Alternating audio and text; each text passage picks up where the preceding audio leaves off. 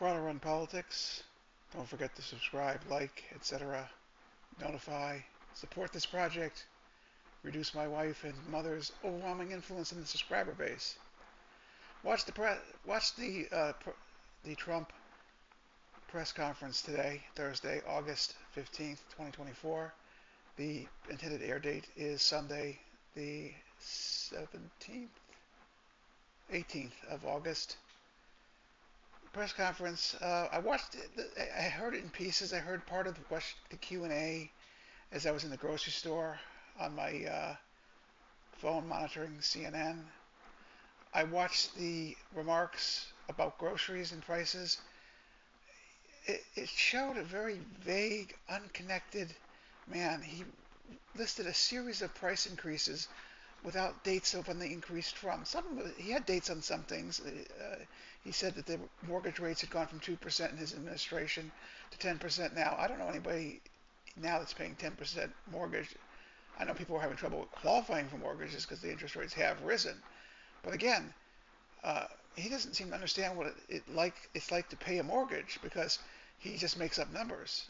As I heard in a report, there was a good statistic that came out in the White House on some economic figure. It was 84% increase over the course of some time period. He went out and said 96. Why? Because it sounded better.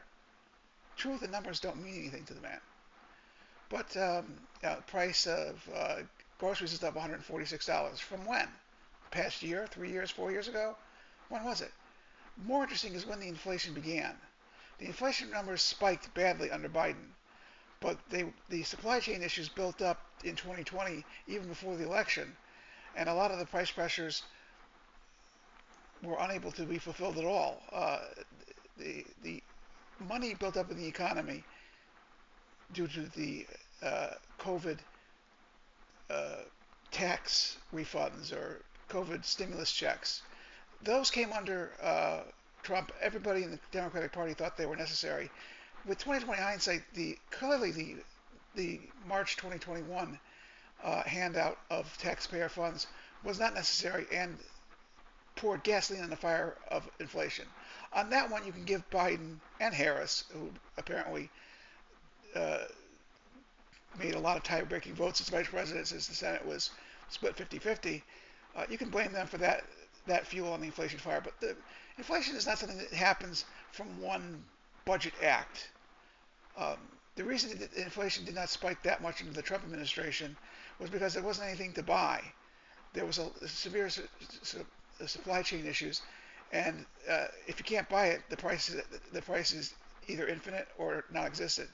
But I'm going to take a look at the inflation numbers and find a graph for future in-depth into it. When did inflation start and where is it now? Where it is now on August 15th is the Bureau of Labor Statistics has released CPI increase on a 2.9%. First time inflation has gone below 3% since 2021. So the trend is your friend. It's going in the right direction. The government stopped pumping money into people's pockets, and the price increases of groceries, airfares, transportation, cars, lots of things, and mortgages and money to borrow have also helped slow the economy. But the economy needs to slow down a little bit. We're at full employment. Unemployment just ticked up to 4.1%. 4.0% is considered full employment in this economy. A labor shortage was driving up wages and wage inflation. Well, I think that's great. My wages have inflated during this time period. Not great for the overall economy, and can hurt workers. Workers are weaker, and the labor supply is a problem. But there's a way to solve labor supply also, and that's if you need more labor in certain fields, import the labor. We need more labor in this country in high tech, and we have tens of millions of Indians that are more than happy to come here to participate in the visa lotteries every year. Also Chinese citizens, although there is a problem with China because the MSS, Ministry of State Security, might be trying to slip agents into our economy that they can steal secrets with. But there's tens of millions of educated Indians who, India, by the way, made its decision to become a high-tech economy and educate their workers back in the 1970s. And they have become a high-tech powerhouse, the likes of HCL, who I worked for almost 5 years. Hindustan Computers Limited, by the way. and they have a lot of high-tech workers, and we could have them by simply granting them visas. But no, we have to close our borders. Okay, we have to close our borders totally when Silicon Valley is screaming for workers. If we want to boost our economy, we should start handing out high-tech visas. We will bring in a lot of money. We will get people who make in California $150,000, $200,000 a year with any level, with generally middling experience levels. We will pump up our economy with a lot of good money. We will bring wealth into our economy by merely importing high-tech workers. I believe, though, that in labor-intensive areas, in agriculture and other areas, we are also suffering from worker shortages. And we can stop the illegal immigration in another way. Come up with a reasonable guest worker plan. A plan that provides wages, Social Security benefits, and protections, labor laws to immigrants in industries that need primary agricultural in California, New Mexico, Arizona, and Texas. We do that, a lot of illegals will stop coming. They're not coming now because they're worried about getting shot.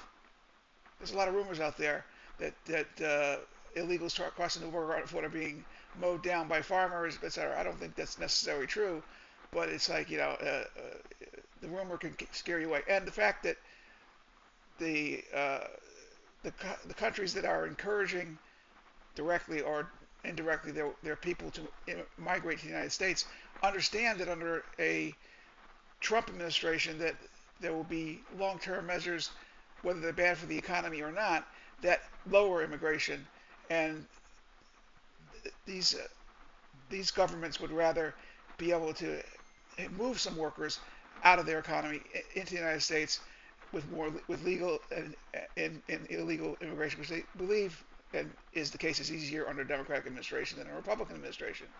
Did you know that the Bureau of Labor Statistics, oh, maybe that's not the right agency, that for every 100,000 migrants into the United States of America, the economic growth of gross domestic product, GDP, goes up 0.1%?